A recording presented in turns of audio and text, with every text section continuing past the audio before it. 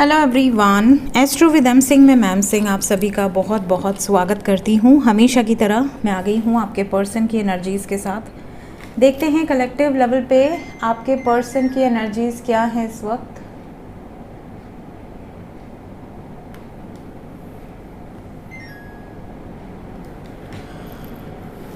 सबसे पहले हम देखेंगे आपके पर्सन की वर्तमान भावनाएं, डीपेस्ट फीलिंग्स, और उसके बाद देखेंगे उनका इमीडिएट एक्शन क्या एक्सपेक्टेड है। तो शुरू करते हैं आप आज की रीडिंग। पहले अपने पर्सन को याद कर लीजिए, उनका नाम ले लीजिए एटलीस्ट 3 टाइम्स, ताकि ज़्यादा से ज़्यादा एनर्जीज आप तक पहुंच सकें।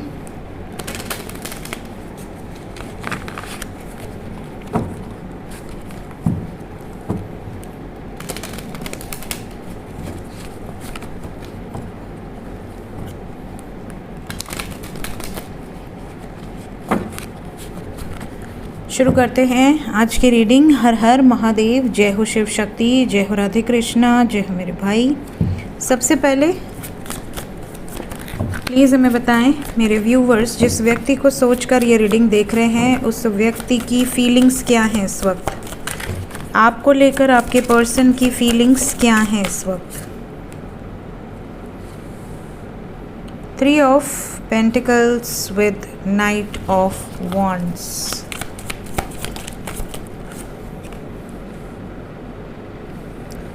Page of Swords, 10 of Pentacles, 7 of Chalices.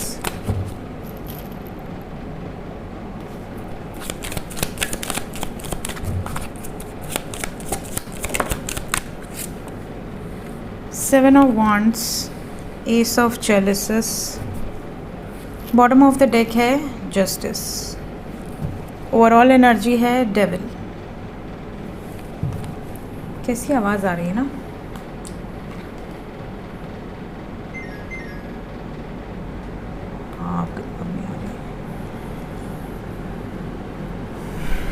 Okay, सो सबसे पहले pentacles, swords, pentacles, cups, air, cups, wands. देखिए यहाँ सबसे ज़्यादा तो अर्थ और फायर की एनर्जी है, earth energy and fire energy. और अर्थ एनर्जी और फायर एनर्जी के बाद यहाँ सेकंड नंबर पे है वाटर, थर्ड नंबर पे है एयर, फोर्थ नंबर पे।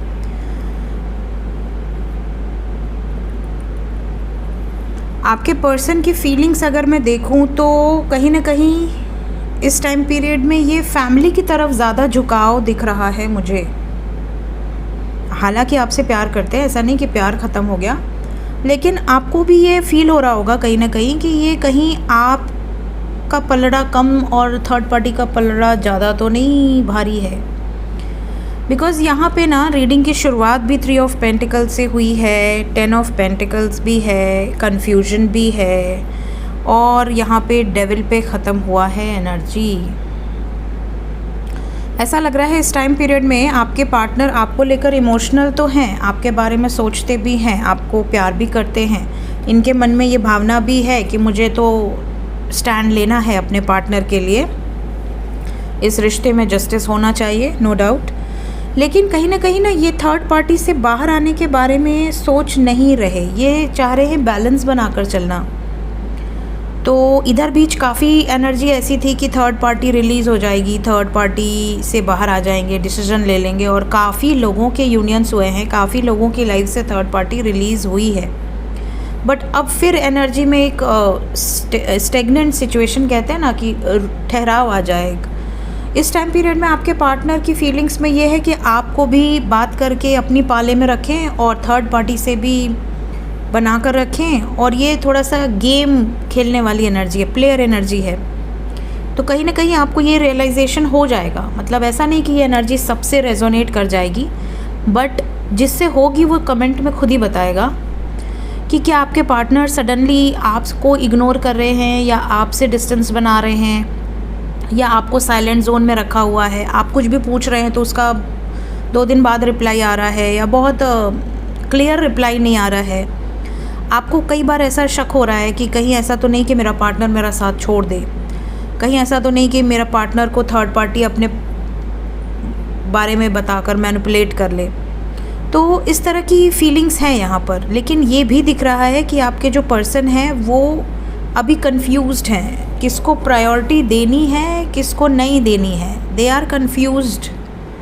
तो जब ये खुद ही कंफ्यूज्ड हैं तो ये जब आप इनसे कुछ कहोगे ना, बिकॉज 8 ऑफ वॉन्ड्स के साथ मैसेज है, अगर आप कांटेक्ट में हो और आप इनसे कुछ कहोगे कि देखो ऐसा है देखो वैसा है, तो ये ना आपसे भी लड़ लेंगे, आपको भी उल्टा सीधा बोल देंगे कि तुमको तो हमेशा ऐसे ही लगता है, तुमको तो हमेशा मेरे पे शक ही करना है, या मुझसे बात मत करो, या मुझे तुमसे बात नहीं करनी।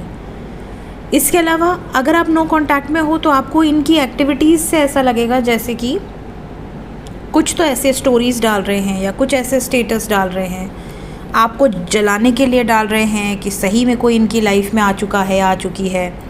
मतलब ये जलाना तो नहीं चाहते, लेकिन ये बंदा या बंदी जो भी है ये आपको प्रायोरिटाइज़ नहीं करते नज़र आ रहे हैं, ये आपको प्रेफरेंस देते हुए नज़र नहीं आ रहे, ये कहीं ना कहीं आपको साइडलाइन करते हुए नज़र आ रहे हैं, जानबूझकर नहीं। प्यार है, इमोशंस हैं, स्टैंड लेना भी चाहते हैं, बट अभी के लिए करंट एनर्जी में ये आपको थोड़ा सा साइडलाइन करेंगे और बाकी चीज़ों पर फोकस करेंगे।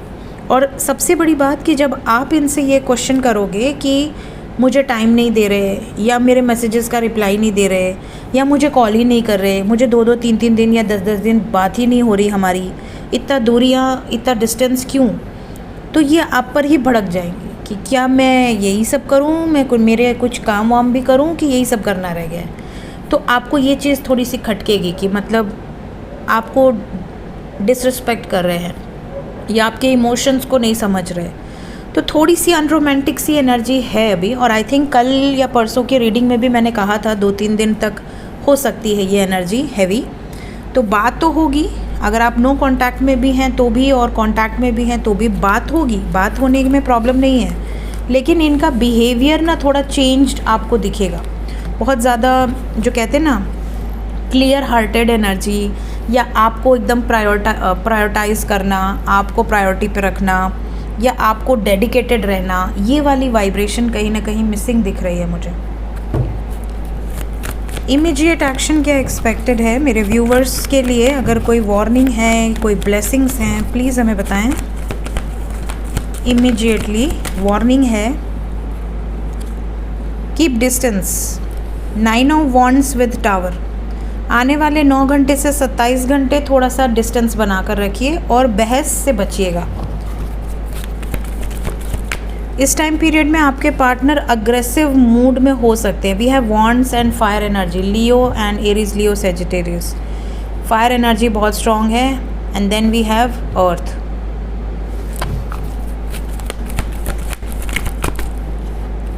अगर इस टाइम पे ब्रेकअप होता है तो लंबा चलेगा, कम से कम महीनों में चलेगा, दिन में नहीं चलेगा।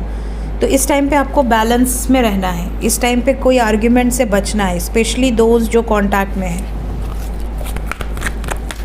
टावर को क्लैरिफाई कर दें। और डेविल, मैंने कहा ना आपसे दूरियां बनाएंगे, आपको अपने आप से दूर करते हुए नज़र आ रहे हैं। जब मिस करेंगे तो भले आपसे बात कर लें, बट फ़िलहाल आपको इग्नोर करते हुए नज़र आ रहे हैं। तो इस टाइम पे आपको थोड़ा सा पेशेंस रखना है और आने वाले समय के लिए आगे सब कुछ ठीक हो, इसके लिए थोड़ा सा डिस्टेंस बनाइए।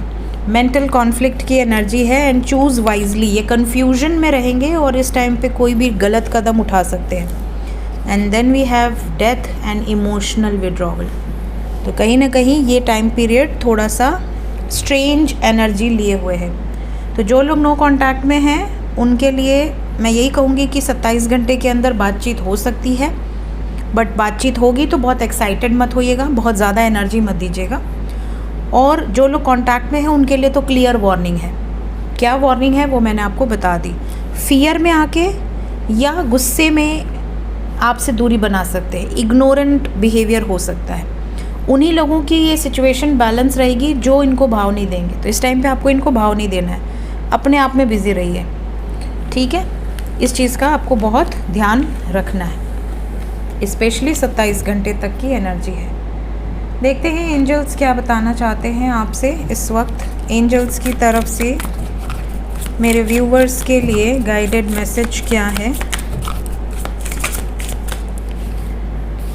पहला मैसेज है किसी भी मैटर को खोदने का काम मत कीजिएगा। ये नहीं कि जो चीज़ बंद हो चुकी है, जो बात ख़त्म हो चुकी है, उसको निकालना बाहर। जो एक कहावत है गड़े मुर्दे उखाड़ना, तो वो वाली कहावत हो जाएगी। मतलब जो बात बीत गई है उसको बीत जाने दो। कई लोग होते हैं ना कि अरे तूने तो पहले भी चीट किया था, फिर से चीट कर, तुमने पहले भी हर्ट किया था। तो पुरानी बातों को मत उखाड़िएगा, ये चीज़ का ध्यान रखिएगा। कुछ चीज़ें ऐसी क्रिएट होने वाली हैं जो बहुत, कहते हैं ना, बहुत चाउस क्रिएट हो जाता है, बहुत ज़्यादा मुश्किलें आ जाती हैं, तब जाकर कोई अच्छी चीज़ क्रिएट होती है। तो यहाँ पर बहुत ज़्यादा मुश्किलें आएंगी, बट उसके बाद जो रिज़ल्ट होगा वो काफ़ी पॉजिटिव होगा। तो मुश्किलें आ तो रही हैं, लेकिन आपको अवेयर किया जा रहा है कि आप उसको बैलेंस कैसे कीजिए।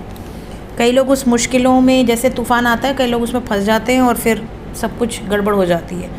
वो नहीं होना चाहिए, इसलिए आपको पहले ही बताया जा रहा है।